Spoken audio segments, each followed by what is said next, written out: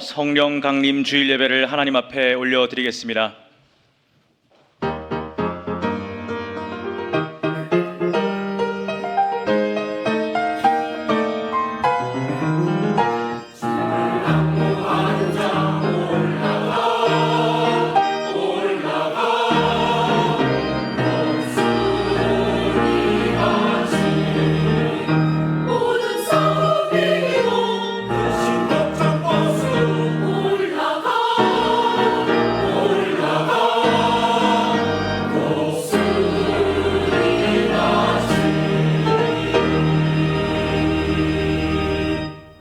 하나님이 말씀하시기를 말세에 내가 내 영을 모든 육체에 부어주리니 너희는 너희의 자녀들은 예언할 것이요 너희의 젊은이들은 환상을 보고 너희의 늙은이들은 꿈을 꾸리라. 그때 내가 내 영을 내 남종과 여종들에게 부어주리니 그들이 예언할 것이요 하나님은 영이시니 예배하는 자가 영과 진리로 예배할지니라. 아멘. 전능하신 하나님, 우리에게 보혜사 성령님을 보내주심에 감사드립니다. 오늘 이 시간 주님의 사랑을 받은 영혼들이 기쁨으로 감사와 찬송과 영광을 올려드립니다.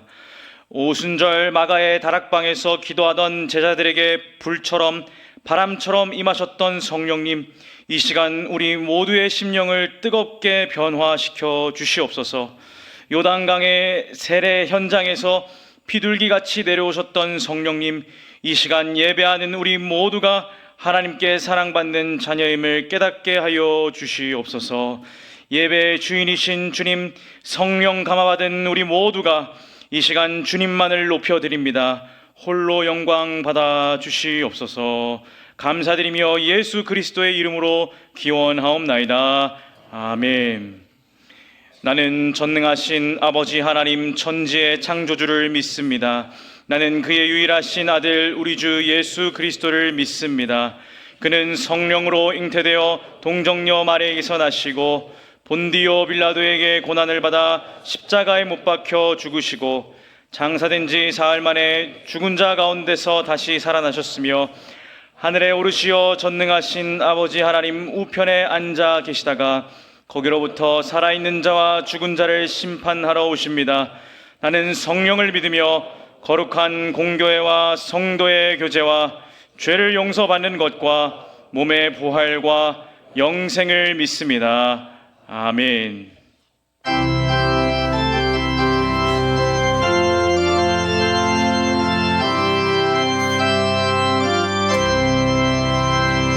이 깊은 소식을 온 세상 전하세. 큰 환난 고통을 당하는 자에게 주 믿는 성도들 다 전할 소식은 성령이 오셨네. 성령이 오셨네. 성령이 오셨네. 내 주님 보내신 성령이 오셨네. 이 기쁜 소식을 온 세상 전하세. 성령이 오셨네. 만왕의 왕께서 저 사로잡힌 자 다 구원하시고 참 자유 주셨네. 승리의 노래가 온 성에 들리니 성령이 오셨네. 성령이 오셨네.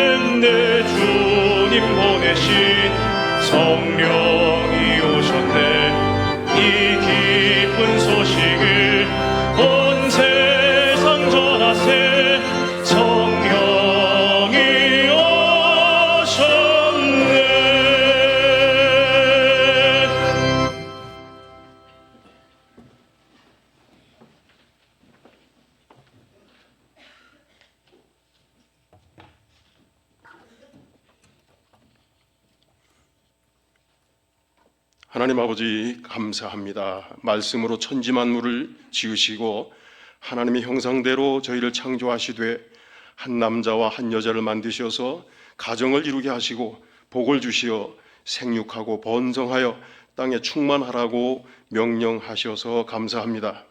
하나님 아버지, 저희 가정에 자손을 허락하셔서 창조의 신비와 기쁨에 동참하게 하셔서 감사합니다. 이 땅에서의 삶이 녹록지 않고 온갖 험한 일과 사건으로 인해 저희 마음이 곤비하오나 오늘도 예배의 자리에 있게 하시고 하나님 주신 목소리를 모아 찬양케 하시니 무한 감사합니다.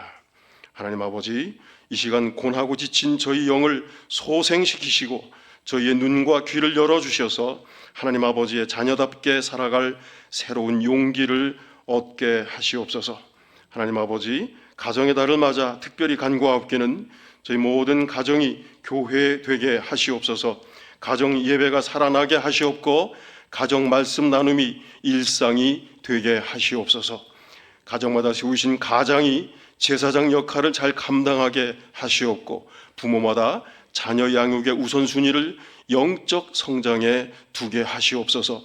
가정이 천국되어 하늘나라의 소망을 품게 하시옵소서. 하나님 아버지, 영적 가정으로 허락하신 대양교회가 영적 고아와 과부를 잘 돌아보게 하시옵소서. 말씀에 굶주린 자들과 생명수에 가란 자들에게 하늘의 양식과 생명수를 풍족히 내려주시옵소서. 또한 육적 가정에서 소외된 자들을 하나님 사랑으로 충만하게 채워주시옵소서. 하나님 아버지, 6월 9일에 저희 교회에서 새로운 천국 일꾼을 세울 수 있는 기회를 주셔서 감사합니다. 하나님 마음에 합한 자녀들을 일으키셔서 거룩한 부담을 가지고 몸된 교회와 하늘나라의 확장을 위하여 마음껏 일하도록 예비하신 일꾼들을 선택하기 원하오니 저희의 마음을 모아 주시옵소서. 하나님 아버지, 저희 지체들 가운데 육신의 질병으로 고통받는 자들을 긍휼히 여기사 저들의 신음과 부르짖음에 응답하시옵소서. 저들의 절망이 변하여 소망되게 하시고 눈물이 변하여 감사의 찬미가 되게 하시옵소서. 더욱이 끝모를 영적 침잠에서 헤어나지 못하는 자들을 소성시키사 천국 비밀을 전파하고 하늘나라를 확장하는 데 앞장서게 하시옵소서. 하나님 아버지, 모든 민족을 제자로 삼으라는 주님 명령 따라 이국 땅에서 생명의 위험을 무릅쓰고 애쓰며 수고하는 선교사들과 한 영혼을 천하보다 귀히 여기며 강단을 지키고 있는 목회자들에게 하늘의 신령한 복을 내리셔서 저들의 수고가 땅에 떨어지지 아니하고 기쁨의 열매로 드려지게 하시옵소서. 특별히 이 땅의 미전도 종족이 되어가는 다음 세대와 3대 세습의 제물로 희생을 강요당하는 북한 주민들을 긍휼히 여기사 저들이 우상과 악한 영의 지배로부터 자유로워지는 은혜를 베푸시옵소서. 하나님 아버지, 이 시간 김성환 위 목사님을 통해 전해지는 하나님의 음성에 귀 기울여 저희의 영이 새로워지고 천국의 기쁨을 맛볼 수 있게 하시옵소서. 아가페 찬양대와 함께 드리는 찬양 중에 거하시고 홀로 영광 받으시옵소서. 예수 그리스도의 이름으로 기도드립니다. 아멘.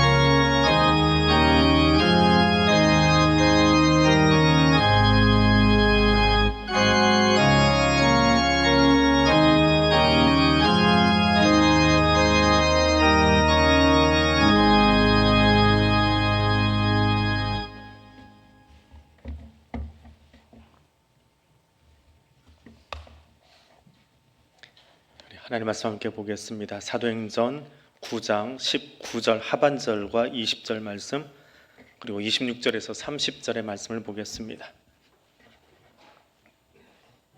사도행전 9장 19절 하반절과 20절 먼저 읽어드립니다.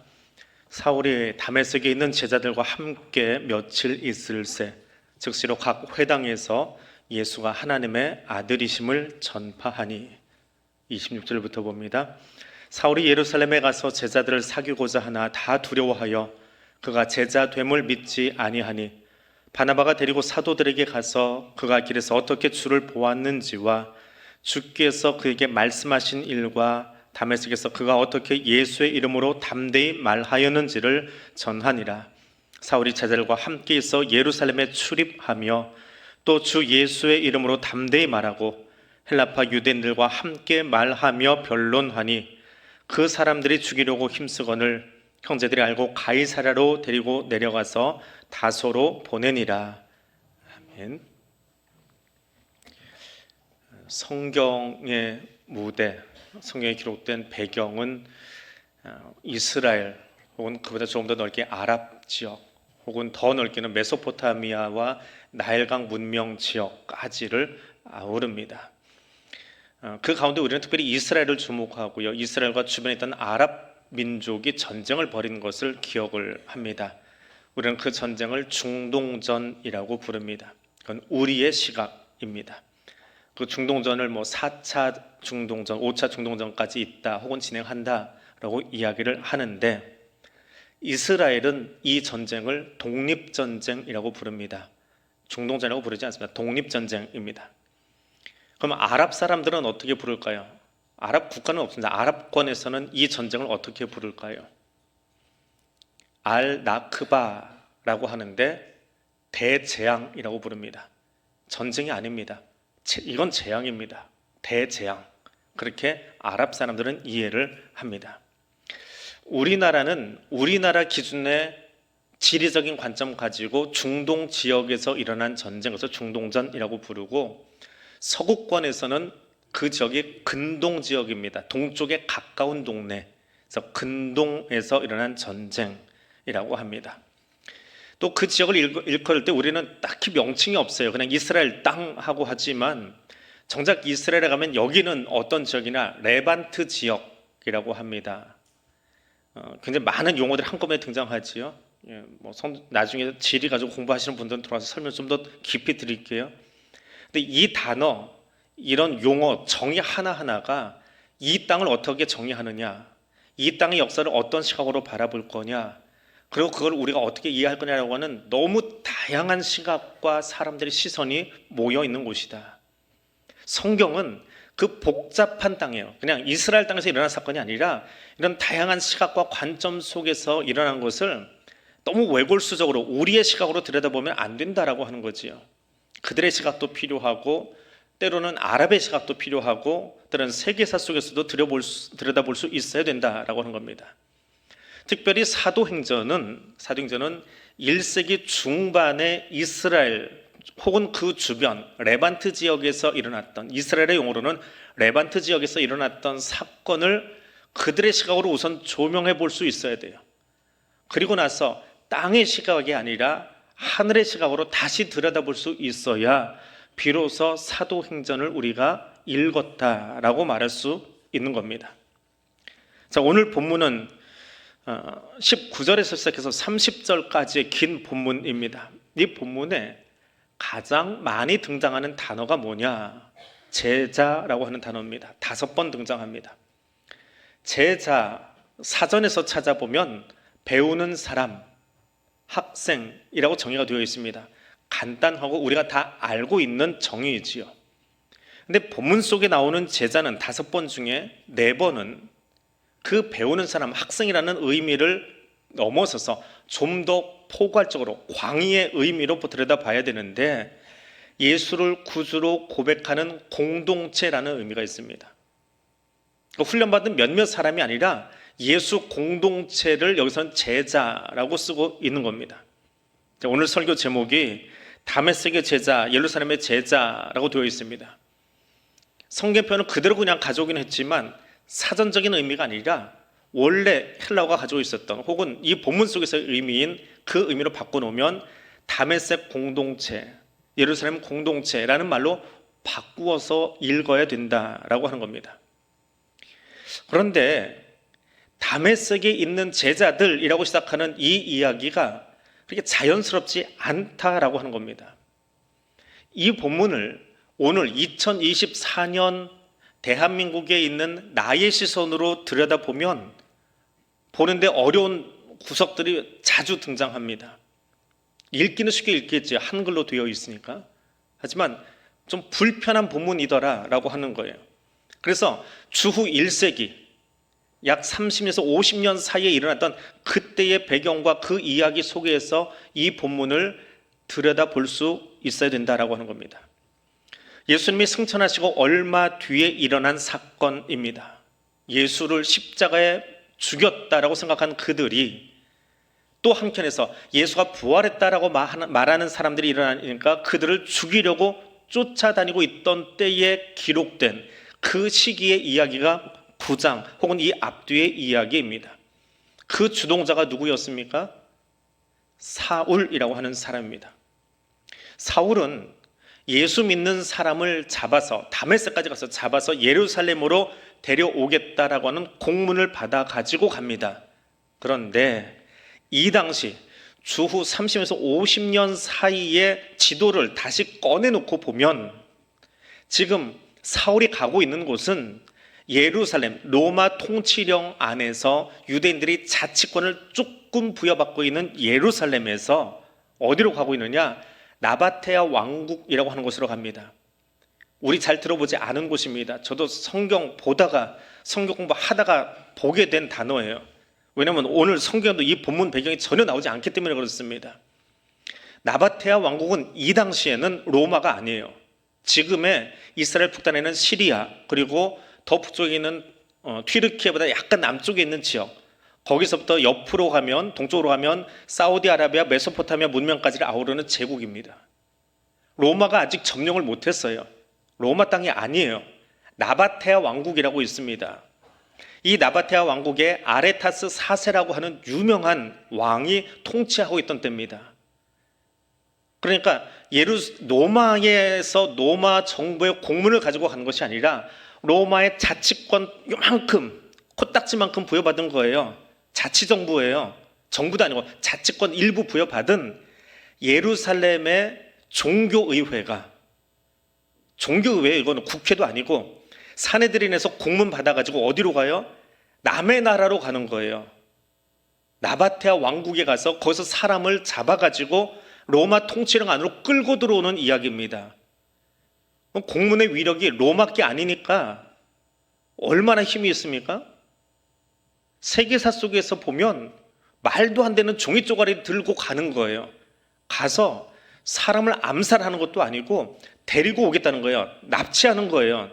누가 자치정부, 저 귀퉁이에 있는 로마도 아니고 로마 황제도 아니고 그 공문을 들고 오는 청년 사울의 이야기를 받아주겠냐라고 하는 거지요. 쉬운 말로 하면 이때 사울의 모습을 요즘 우리식으로 표현하면 간이 배 밖으로 나온 사람이에요. 말도 안 되는 행동을 지금 하고 있는 거예요. 그것이 다메섹으로 가고 있다라고 하는 사울의 모습을 역사적인 사건 안에다 다시 넣어놓고 1세기의 시각으로 보니까 정말 어이없는 일을 벌이고 있었던 겁니다. 근데 그런 사울이 그 다메섹, 나바테아 왕국으로 가고 있는데, 나바테아 왕국에서 딱 하나만 여러분이 아는 이야기 해드리면 수도가 어디냐? 페트라입니다. 페트라 이름은 들어보셨지요? 인디아나 존스 찍은 그 유명한 곳. 요르단 가면 반드시 가서 사진 찍고 오는 곳. 근데 그 사진 찍어도 나바테아 왕국 수도까지 들어갔다 나와야 되는데 보통은 앞에서만, 영화 찍은 데서만 사진 찍고 오긴 합니다. 아무튼 그 다메섹, 나바테아 왕국 안에는 다메섹으로 가던 사울이 길에서 예수를 만나요. 그리고는 다메섹에 들어가자마자 다메섹 앞에 있던 도로에서 만나고는 다메섹에 들어가서 예수가 하나님의 아들이다 라고 전하고 돌아다닙니다. 지금 우리 가운데 예수 믿는 사람 잡아서 예루살렘 데려가겠다고 간이 부은 한 사람이 달려오고 있더니 길 위에서 어떤 일이 있었는지 몰라요. 그들의 시각입니다. 지금 2024년 시각이 아니에요. 그들의 시각으로 보면 우리 잡겠다고 오던 한 청년이 길에서 뭔 희한한 일을 경험하고는 갑자기 입으로 이야기를 합니다. 예수가 하나님의 아들이야. 이 말 믿어야 돼요? 말아야 돼요? 2024년 시각으로 보면 이미 사도행전을 다 읽었고 계시록까지 다 읽은 우리의 시각으로 보면, 야, 사울이 이제 첫 번째 사역 시작하는 대목이야, 박수 쳐주고 응원해줘야지. 이건 2024년 시각이에요. 1세기의 시각으로 보시라고요. 저 사람이 하는 말 믿어야 돼, 말아야 돼? 옛날 우리들이 공안정보에 썼던 뿌락치라는 말이죠. 그런 사람 아니야? 라는 식으로 시선이 삐딱하게 볼 수밖에 없더라라고 하는 거예요. 먼저 사역하던 교회에서 한 10년 조금 더 됐지요. 한 15년 전쯤 강원 지역의 신천지 명단이 유출된 적이 있습니다. 통째로 명단이 나온 적이 있어요. 신천지 명단 중에 파수꾼이라고 있습니다. 교회 안에 와서 미리 파악을 하고 이렇게 누구를 데려가겠다라고 하면 그 뒤에 진짜 신천지가 들어와가지고 이 사람을 데리고 나가버려요. 그 역할을 하는 파수꾼 명단이 밖으로 흘러나온 적이 있어요. 저도 가지고 있습니다. 지금도 가지고 있어요. 개인 이름하고 뭐 이렇게 신상에 간략하게 적혀 있습니다. 그런데 교인들하고 명단을 대조해야지요. 그 나이대에 아무개 제가 심어둔 교도 한 명이 있었어요. 그 당회실로 불러가지고 교회자들하고 앉아서 신천지에 관한 내용들 물어보기도 하고 체근하고 자기는 아니라고 뭐 아무튼 굉장히 시끄러웠습니다. 근데 제가 있던 교회만이 아니라 속초 시내가 몇 년 동안 시달렸어요. 얼마나 힘들었는지 모릅니다. 그래서 그 속초시 연합에 있던 교회들이 어떤 일을 했느냐, 우리 교회 왔는데 신천지가 확인이 되는 경우가 있어요. 정말 드물지만 어떻게 하다가 꼬리가 잡혀요. 그러면 그 사람 사진을 찍습니다. 그리고 아무개씨 나이 대충 그 사람의 신상 명세를 적어가지고 목회자들끼리 공유를 해요. 교회에다 다 뿌립니다. 그래서 다른 교회 가서 새가족 등록을 못하게 막아버리는 거예요. 그러면 어떻게 생각하면 그 신천지도 회심하고 돌아오면 그러면 정말 알짜 교회는 하나 생기는 거지요. 신원우 목사님처럼. 그런데 대부분의 경우는 그게 일반 교회에서는 힘들다는 거예요. 전문적으로 훈련받지 않으면 회심시키는 것이 쉽지가 않습니다. 우리가 상처 입는 것보다는 우선은 파수꾼을 막아놓는 것이 교회를 좀 편하겠다. 그래서 그 명단을 서로 공유하고 들어오면 다시 명단 체크하고 그렇게 해서 지냈던 몇 년의 시간이 있었습니다. 그런데 사울은 신천지와 다르잖아요. 이미 상처 준 사람이고 또 상처받을 각오를 하고 사울을 받아들여야 돼요. 이것이 1세기 다메섹 교회의 딜레마고 고민이었습니다. 그런데 누가는 이 다메섹 교회 고민을 길게 적지 않습니다.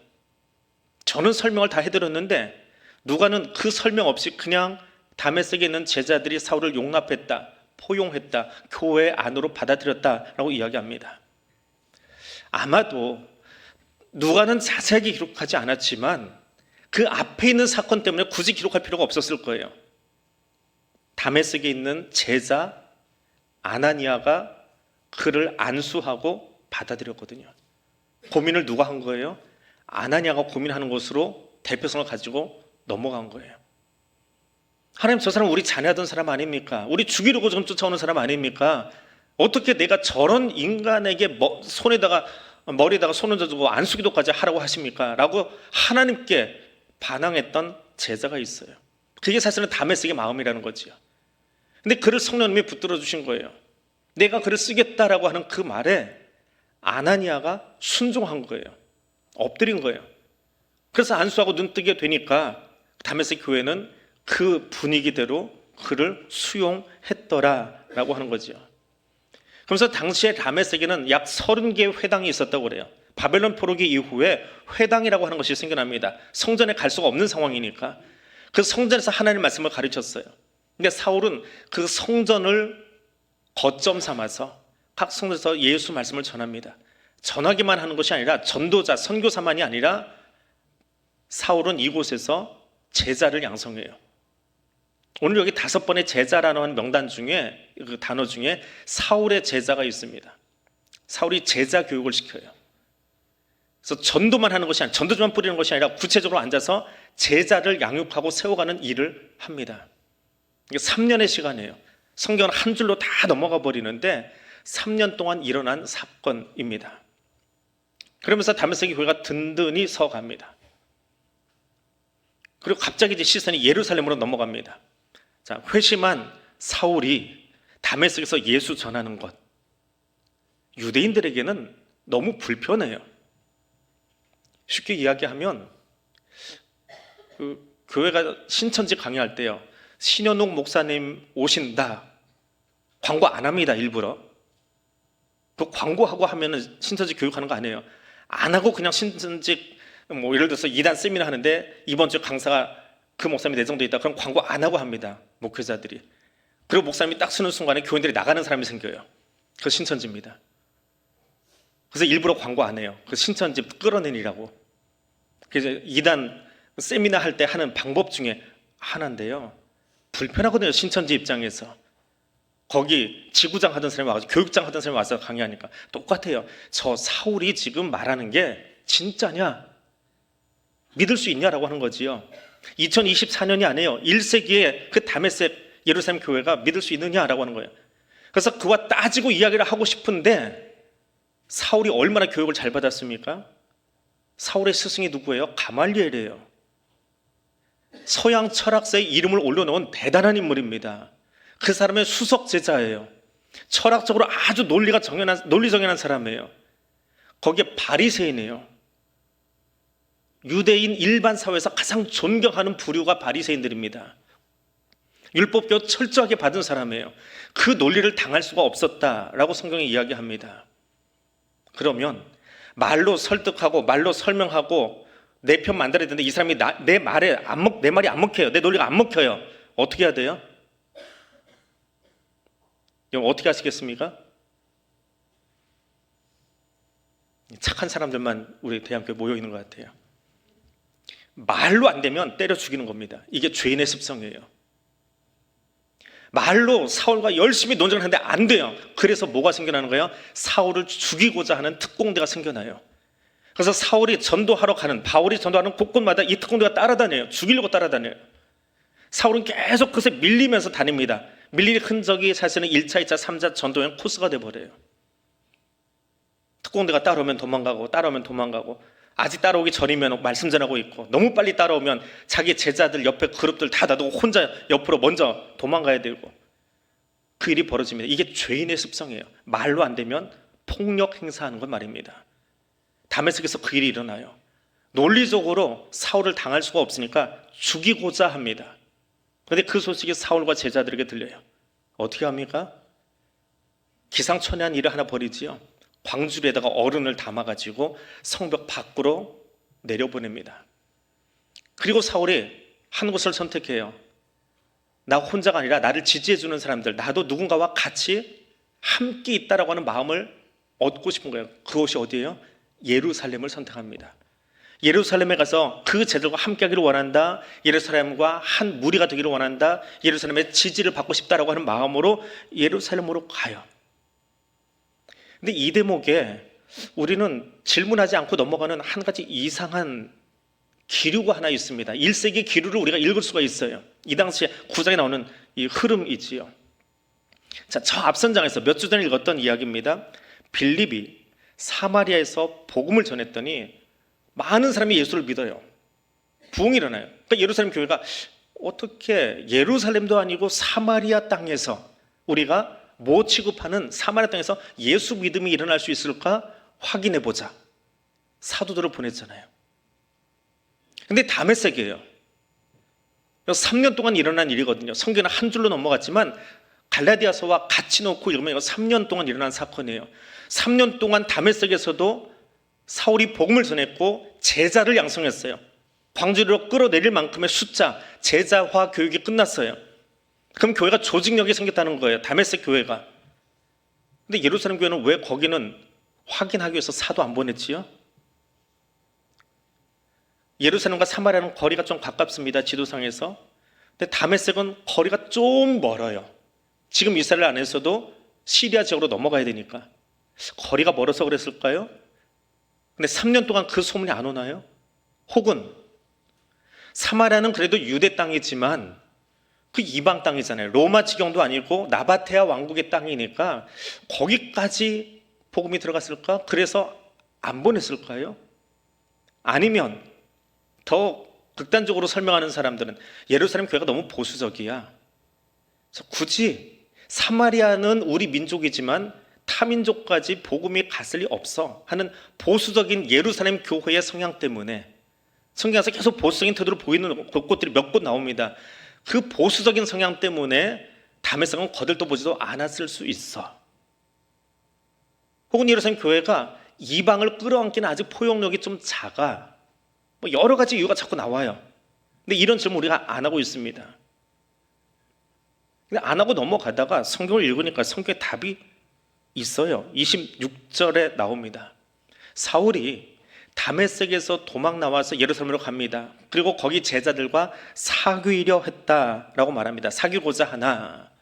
사울도 제자 공동체에 들어가서 그들과 친분을 유지하고 그들과 밀착되고 싶었다라고 하는 말이 사귀고자 한다라고 하는 말의 뜻입니다. 예루살렘 교회가 밀착하고 싶었어요. 나 외롭게 혼자 복음 전하는 사람이 아니라 내가 복음 전하는 이 일에 누군가 지지해주고 누가 기도 후원자가 있고 재정 후원자가 있고 나도 그랬으면 좋겠어요.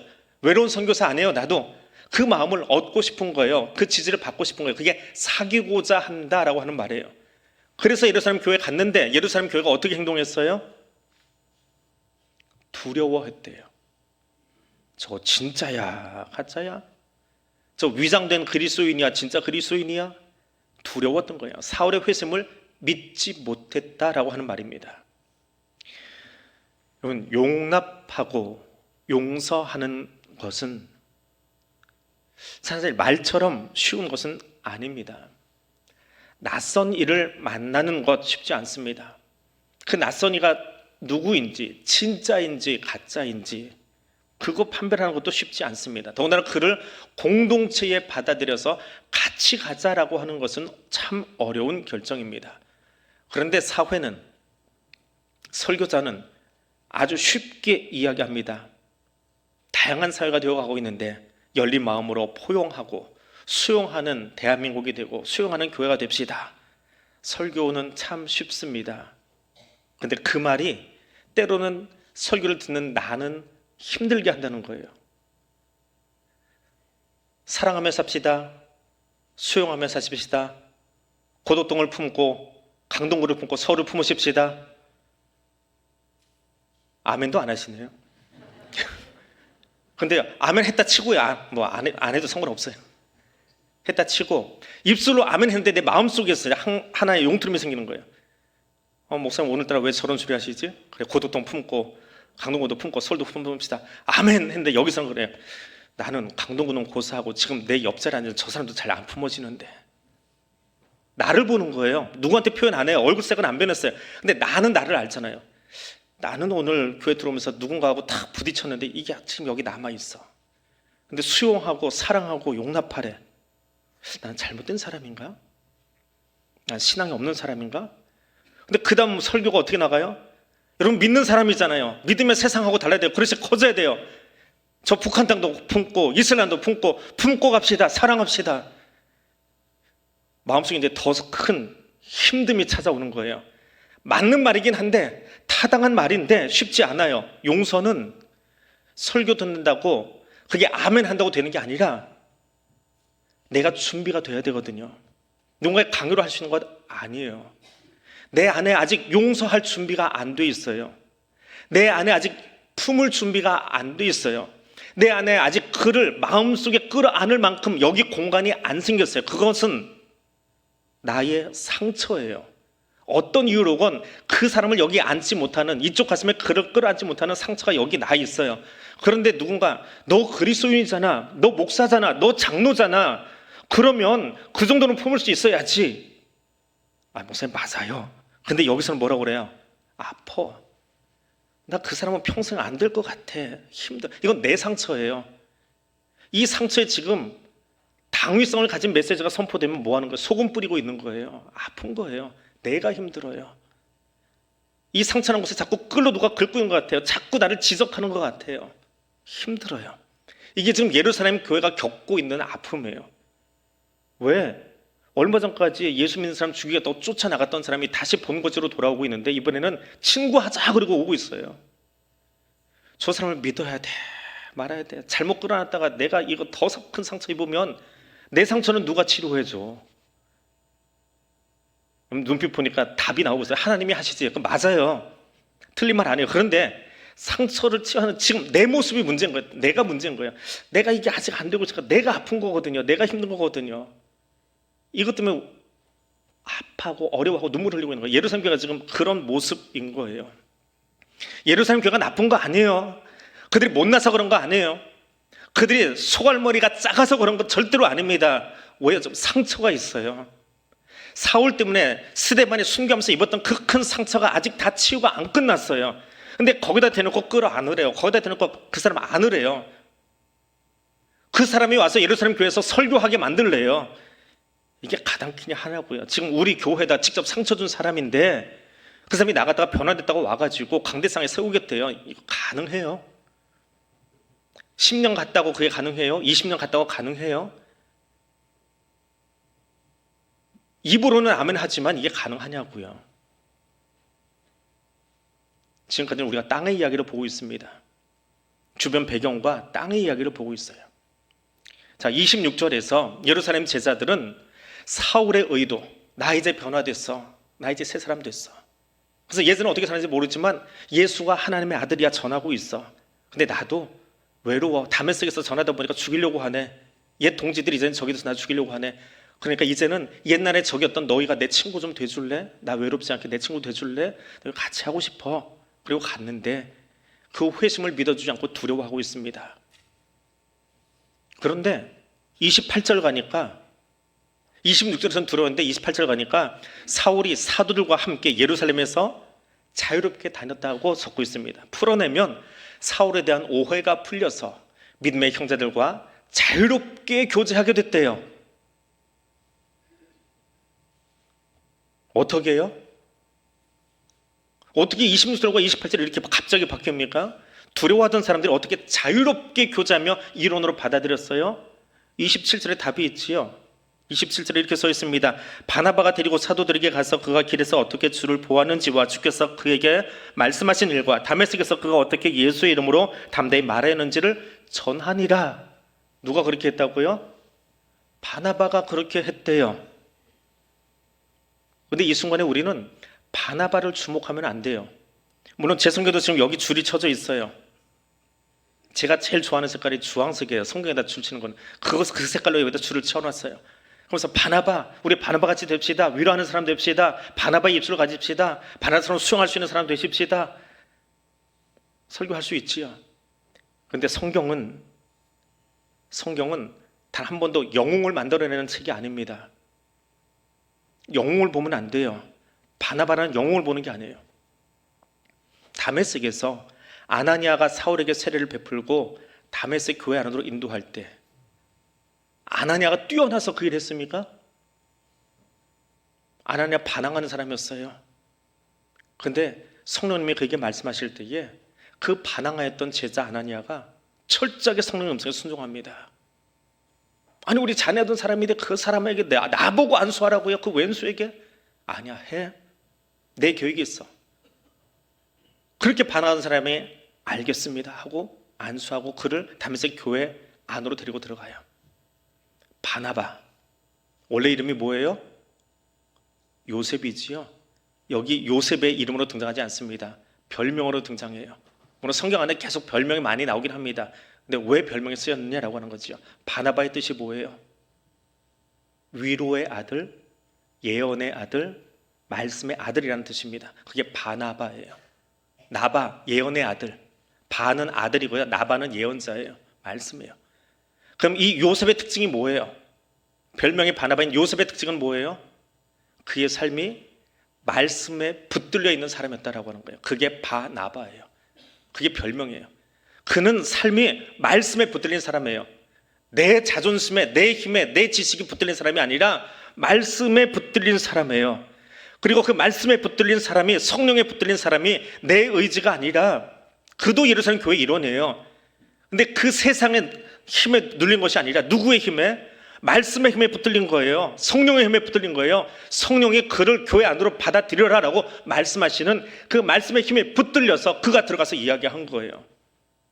그랬더니 예루살렘 교회가 받아들였더라라고 하는 거예요.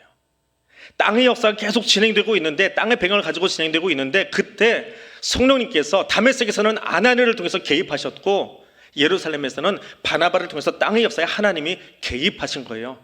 성령 하나님이 개입하신 거예요. 조심할 게 하나 있습니다.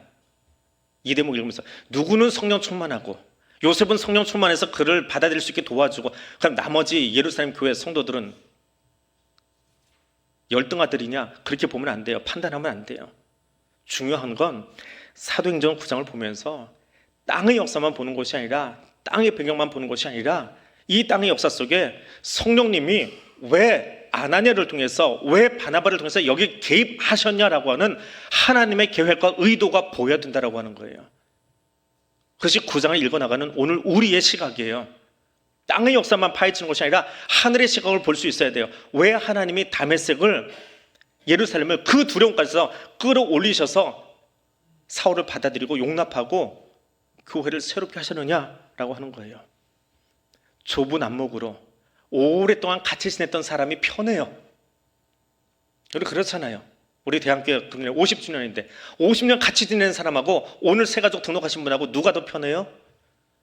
당연히 오래 지낸 사람이 편하지요. 숟가락 숫자, 젓가락 숫자 다 알고 있고 아이들 다 아니까요. 그런데 계속 그렇게 살지 말라는 거예요.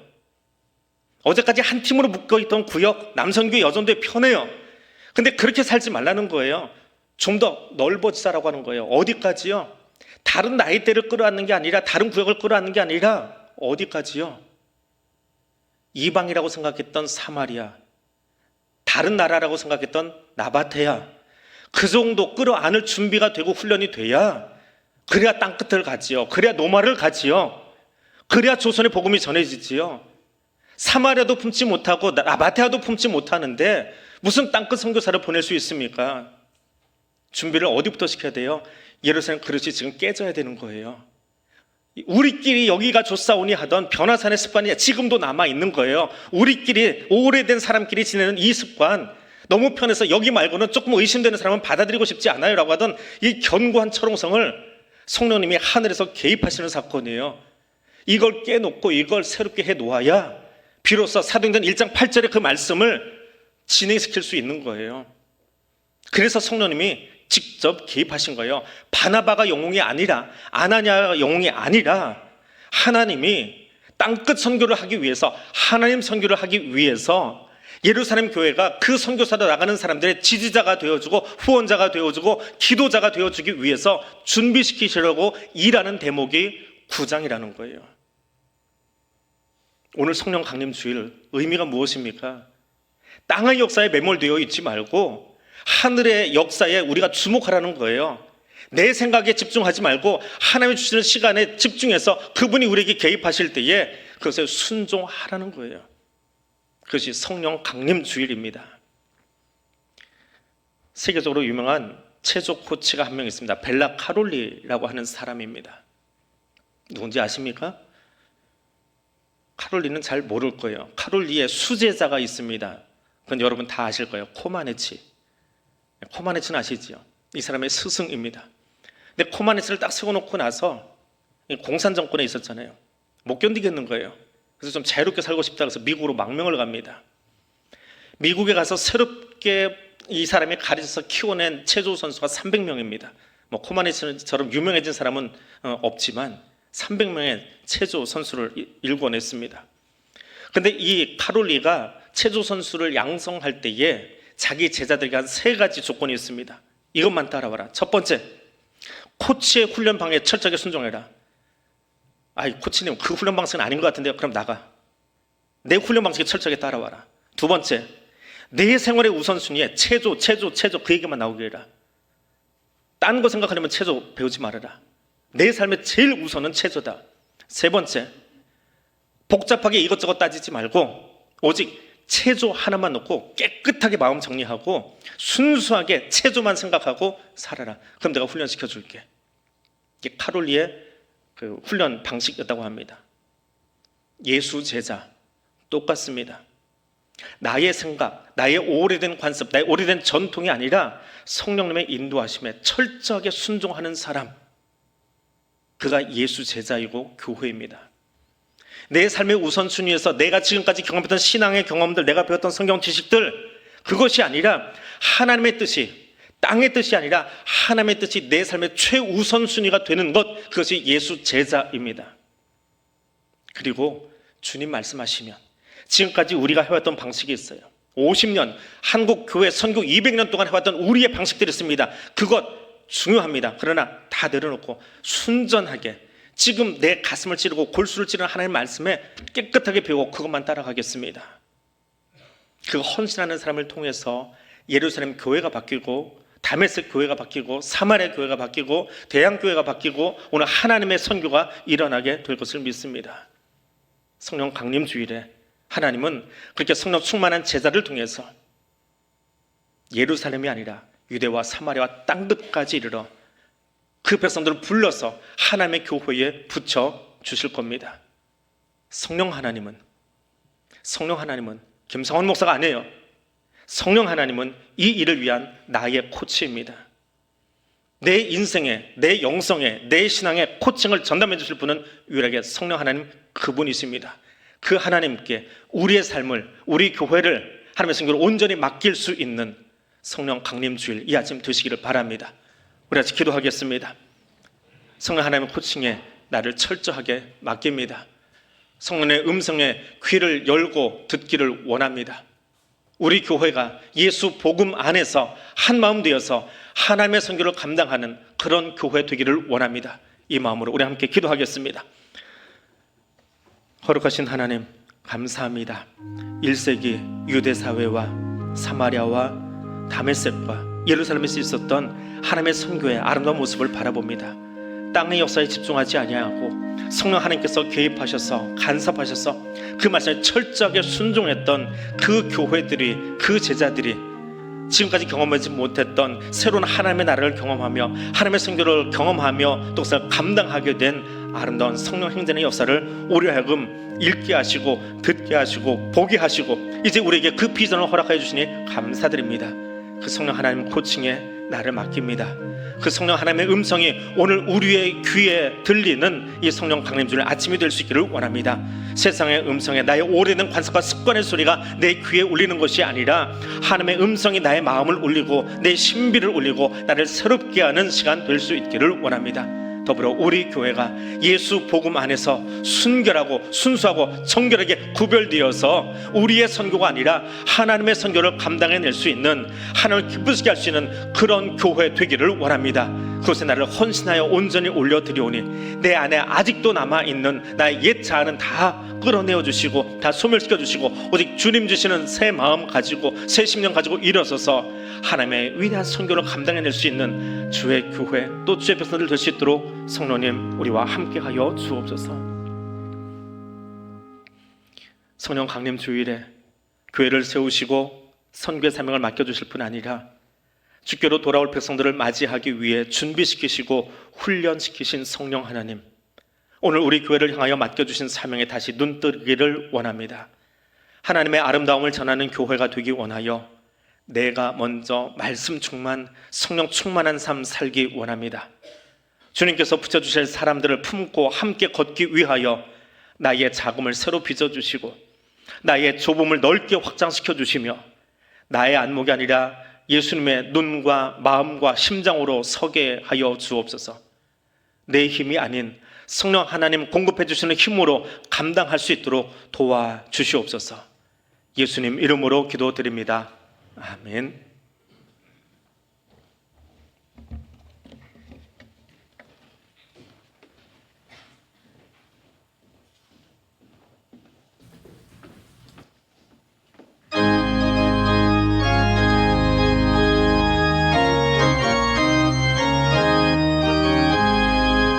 예수 더 알기 원하네. 크고도 넓은 은혜와 계속해 주신 사랑이 간절히 알기 원하네.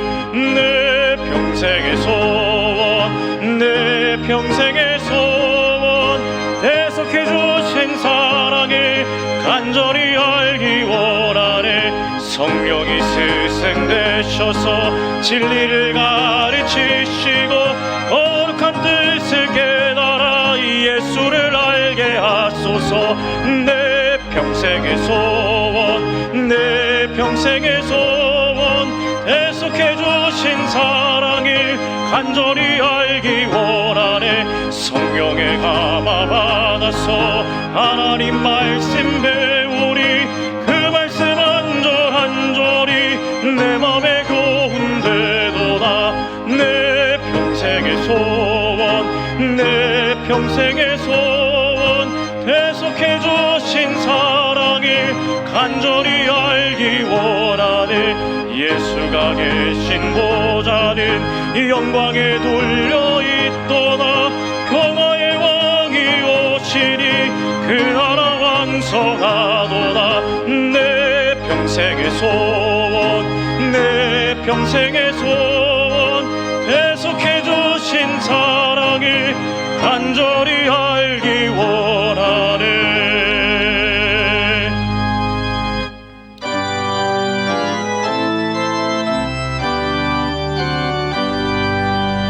나의 생명 드리니 주여 받아 주소서. 세상 살아갈 동안 찬송하게 하소서. 아멘.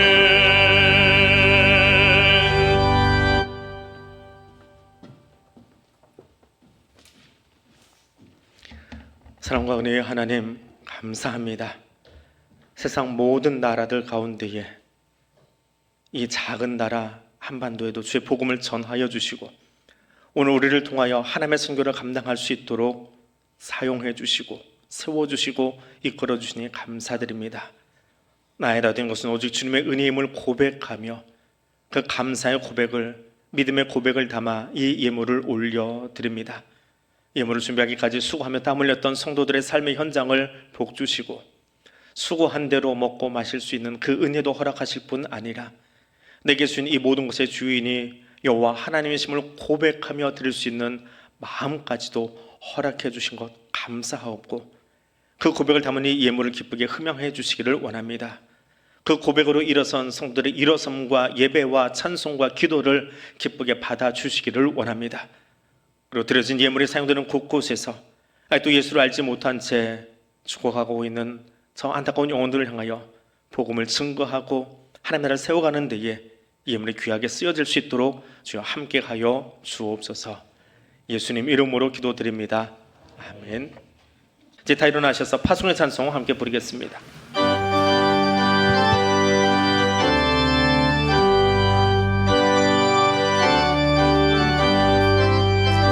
빛의 사자들이여 어서 가서 어둠을 물리치고 주의 진리 모르는 백성에게 복음의 빛 비춰라.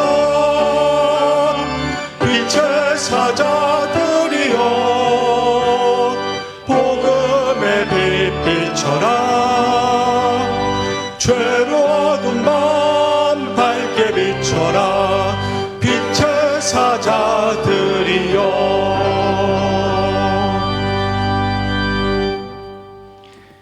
이제는 우리 주님 예수 그리스도의 은혜와 하나님 아버지의 크고 놀라우신 사랑과 성령 하나님의 교통하시며 인도하여 주시는 은총이 성령 충만함으로 맡겨진 삶의 자리로 선교사가 되어 나가는 주의 백성들 위해 지금부터 영원토록 함께하여 주시기를 간절히 축원하옵나이다.